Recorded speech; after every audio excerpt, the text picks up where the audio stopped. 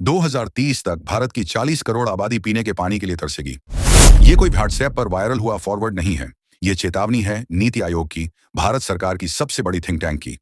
2018 की composite water management index report में नीति आयोग ने कहा था कि भारत के 21 बड़े शहरों में ग्राउंड वाटर पूरी तरह खत्म हो सकता है। अब 2025 में प्रोफेसर डॉक्टर स्वरूप मोहंती की रिपोर्ट में साफ कहा गया है कि भारत के 10 बड़े शहर डे जीरो के बेहद करीब पहुंच चुके हैं। डे जीरो यानी वो दिन जब पानी की मांग सप्लाई से ज्यादा हो जाएगी और आपके घरों के नल पूरी तरह सूख जाएंगे। लेकिन ये सिर्फ आंकड़े नहीं हैं, ये आने वाले समय की तस्वीर है। बीबीसी ने अपनी रिपोर्ट में साफ कहा है कि 2030 तक भारत में पानी की मांग उपलब्ध पानी से दोगुनी हो जाएगी। अब सोचिए, जब आप सुबह नहाने जाएंगे तो पानी होगा ही नहीं। आपको लगता है कि यह सिर्फ गांवों की समस्या है? नहीं। टाइम्स ऑफ इंडिया ने हाल ही में रिपोर्ट किया था कि बेंगलुरु, इंडिया की सिलिकॉन वैली, हर साल 2-3 महीनों तक पानी के गंभीर संकट में डूब जाती है। वहीं चेन्नई, जो 2019 में literally ran out of water हो चुका था, वहां आज भी हर साल टैंकर माफिया का राज है। पानी की बोली लग रही है। और अब 2030 तक भारत के 21 शहरों में ग्राउंड वाटर पूरी तरह खत्म हो जाने का खतरा है। Composite water management index report की यह चेतावनी अब एक ग्राउंड रियलिटी बन चुकी है। अब सिर्फ सोच कर देखिए, वर्ल्ड बैंक की रिपोर्ट कहती है कि पूरी दुनिया में जो ग्राउंड वाटर निकाला जा रहा है, उसका चौथाई हिस्सा सिर्फ भारत निकाल रहा है। कहने को तो भारत जल समृद्ध देश है, लेकिन सच्चाई ये है कि हम अपनी जमीन का खून चूस रहे हैं। और इस पानी के खेल में सिर्फ लोग ही नहीं, राजनीति और माफिया भी शामिल है। डाउन टू अर्थ की रिपोर्ट में बताया गया है कि पानी के टैंकर माफिया जमीन के नीचे का पानी चोरी करके लोगों को बहुत महंगे दामों पर बेच रहे हैं। इससे पानी की काले बाजार जैसी व्यवस्था बन गई है और लोग मजबूरी में महंगा पानी खरीद रहे हैं। यूनिसेफ और विश्व स्वास्थ्य संगठन की रिपोर्ट के अनुसार भारत की बड़ी आबादी अभी भी सुरक्षित और साफ पीने के पानी से वंचित है। और यदि हालात नहीं बदले तो 2030 तक करोड़ों लोगों के पास पीने के पानी की सुरक्षित व्यवस्था नहीं होगी। अब सोचिए, जहां रोटी, कपड़ा और मकान की लड़ाई चलती थी, वहां अब पानी के लिए भी जंग होगी। और ये जंग आने वाले 5 सालों में और तेज होगी। लेकिन ये खतरा सिर्फ भारत तक सीमित नहीं है। नासा के ग्रेस सैटेलाइट मिशन ने 2023 में डेटा जारी किया था, जिसमें साफ दिखाया गया कि भारत का ग्राउंड वाटर डिप्लीशन रेट दुनिया में सबसे तेजी से गिरने वालों में है। इसका सीधा असर भारत के पड़ोसी देशों पर भी पड़ेगा। गंगा ब्रह्मपुत्र बेसिन पर चीन और बांग्लादेश के साथ वाटर डिस्प्यूट्स और बढ़ेंगे। आज हम पानी को हल्के में ले रहे हैं, लेकिन यही पानी आने वाले समय में शहरों की सड़कों पर वाटर राइट्स करवाएगा। आपने कावेरी वाटर डिस्प्यूट के नाम पर हुए प्रदर्शन देखे होंगे, लेकिन वो तो बस शुरुआत थी। अब पानी के लिए जंग हर गली, हर मोहल्ले में होगी। पानी जो आज आपके नल से फ्री में बह रहा है, कल बोतल में 1000 रुपये लीटर बिकेगा। ये लाइन कोई फिल्मी डायलॉग नहीं है, ये भविष्यवाणी है वर्ल्ड इकोनॉमिक फोरम की, जिसने 2025 को ग्लोबल वाटर क्राइसिस का टर्निंग पॉइंट बताया है। तो सवाल है, क्या आप तैयार हैं? क्या आप जानना चाहते हैं कि पानी का यह संकट कैसे आपकी जिंदगी बदलने वाला है और इससे बचने का रास्ता क्या है? चलिए शुरुआत करते हैं इस वाटर वॉर की असली कहानी से। From cities to villages, groundwater is vanishing fast. If we don't act now, this crisis won't be decades away. हमें बचपन से सिखाया गया कि धरती को ब्लू प्लैनेट यानी नीला ग्रह कहा जाता है। क्यों? क्योंकि धरती की सतह का लगभग 70% हिस्सा पानी से ढंका हुआ है। लेकिन सवाल यह है कि जब इतनी बड़ी मात्रा में पानी है, तो फिर दुनिया भर में, खासकर भारत में, लोग प्यास से क्यों मर रहे हैं? असल में उस 70% पानी में से करीब 97.5% समुद्र का नमकीन पानी है, जो पीने लायक नहीं। लगभग 2% पानी बर्फ और ग्लेशियर के रूप में जमा है और सिर्फ लगभग 0.5% ताजा पानी है, जो पीने, खेती और रोजमर्रा की जरूरतों के लिए इस्तेमाल होता है। वैश्विक स्तर पर देखें तो global commission on the economics 2023 की रिपोर्ट बताती है कि 2030 तक पानी की मांग उपलब्ध पानी से लगभग 40% ज्यादा हो जाएगी। और यह संकट केवल भारत का नहीं, पूरी दुनिया का है। भारत में दृष्टि आईएएस की 2025 की रिपोर्ट के अनुसार हम दुनिया में सबसे ज्यादा जमीन के नीचे से पानी निकालने वाले देश हैं। हर साल लगभग 241 बिलियन क्यूबिक मीटर पानी निकाला जाता है, जो पूरे विश्व में निकाले जाने वाले पानी का लगभग 25% है। लेकिन यह पानी एक बार इस्तेमाल के बाद आसानी से वापस जमीन में नहीं लौट पाता। सेंट्रल ग्राउंड वाटर बोर्ड के आंकड़े बताते हैं कि भारत में करीब 65% खेती और 85% ग्रामीण आबादी अपनी जरूरतों के लिए जमीन के नीचे से निकाले गए पानी पर निर्भर है। पंजाब, हरियाणा, राजस्थान जैसे राज्य तो पानी निकालने की दर बारिश या प्राकृतिक तरीकों से जमीन में पानी जमा होने की तुलना में कई गुना ज्यादा कर रहे हैं। टाइम्स ऑफ इंडिया की 2023 की रिपोर्ट के अनुसार पंजाब में जमीन के नीचे से निकाले जाने वाले पानी की मात्रा उस पानी से 156.87% ज्यादा है जो प्राकृतिक रूप से वापस जमीन में जमा होता है। पंजाब के लगभग 75% इलाके अब ओवर एक्सप्लॉइटेड यानी अत्यधिक पानी निकालने वाले इलाके बन चुके हैं। सिर्फ पानी की कमी ही नहीं, पानी की गुणवत्ता भी एक बड़ा मसला है। सीजीडब्ल्यूबी ने 2025 में जांचे गए पानी के नमूनों में से 70% पानी दूषित पाया।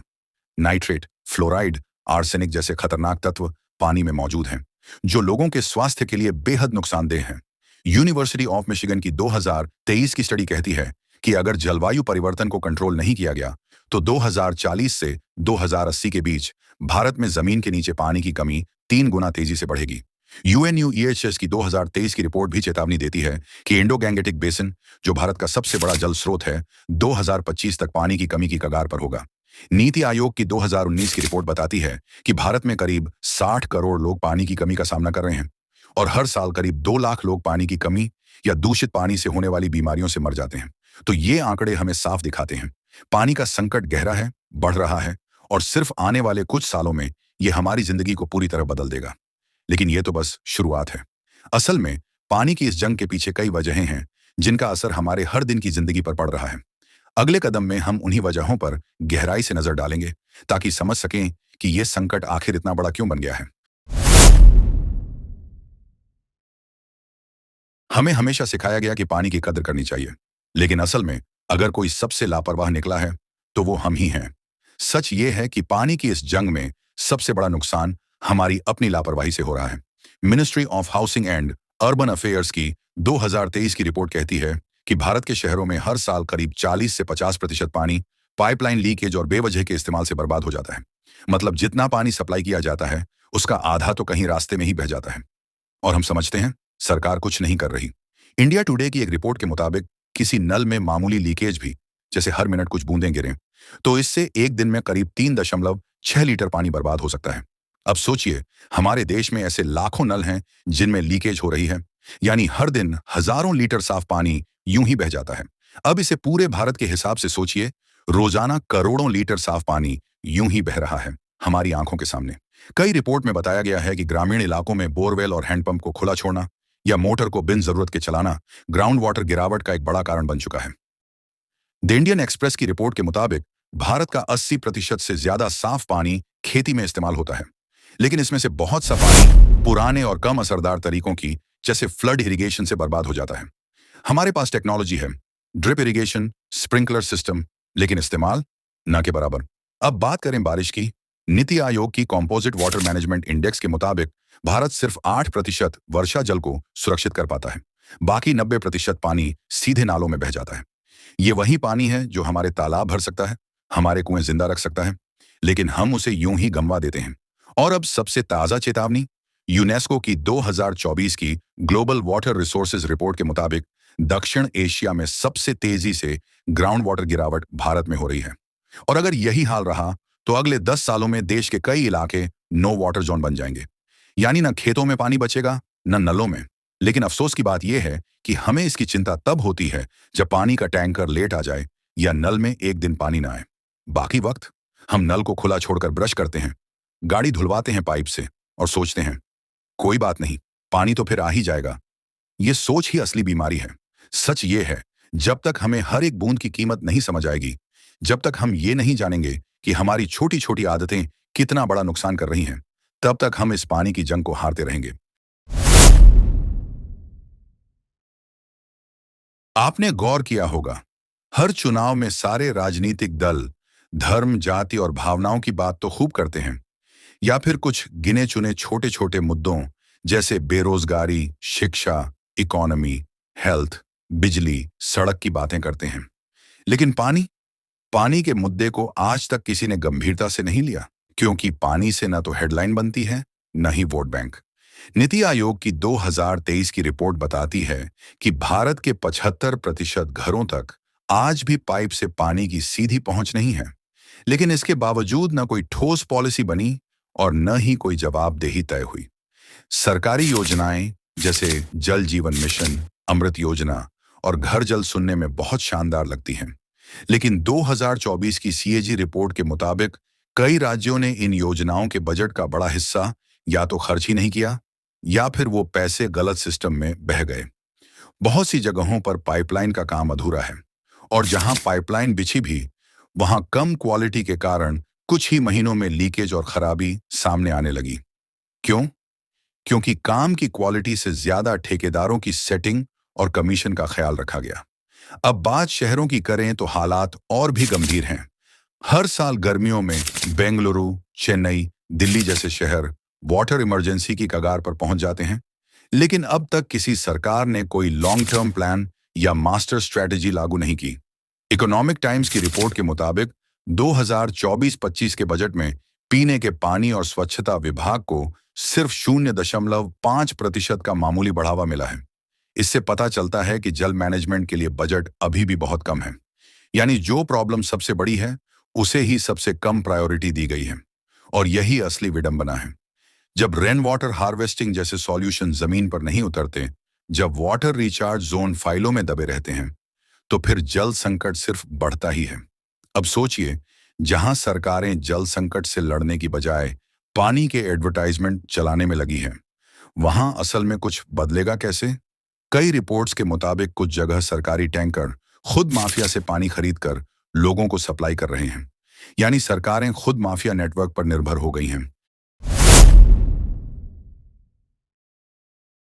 इस पूरी पानी की समस्या को और ज्यादा खतरनाक बनाता है टैंकर माफिया।